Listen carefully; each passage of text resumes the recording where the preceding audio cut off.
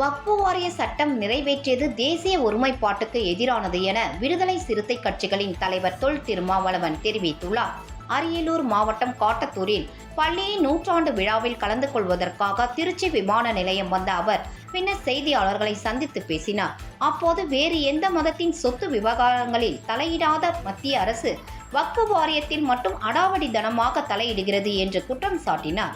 மேலும் மத்திய அரசின் வக்ஃபு வாரிய சட்ட திருத்தத்தை கண்டித்து வரும் 8ஆம் தேதி மாவட்ட தலைநகரில் ஆர்ப்பாட்டம் நடைபெற உள்ளது என்றும் இது தொடர்பாக உச்சநீதிமன்றத்தில் வழக்கு தொடர உள்ளதாகவும் அவர் தெரிவித்தார். பாஜக பாசிச அரசு தனது பெரும்பான்மை பலத்தை கொண்டு நிறைவேற்றியிருக்கிறது.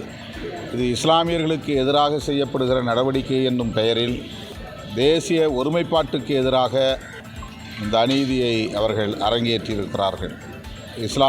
இஸ்லாமியர்களின் நலன்களுக்காக இறைவனின் பெயரால் சமர்ப்பிக்கப்பட்ட சொத்துக்கள் வக்ஃபு சொத்துக்கள் என்று அழைக்கப்படுகின்றன.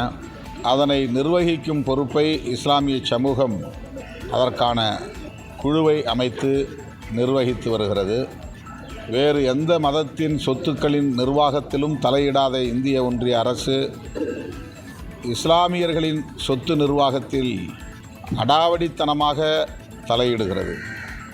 சட்டத்தின் பெயரால், ஜனநாயகத்தின் பெயரால் இந்த அடாவடியை அரங்கேற்றியிருக்கிறார்கள்.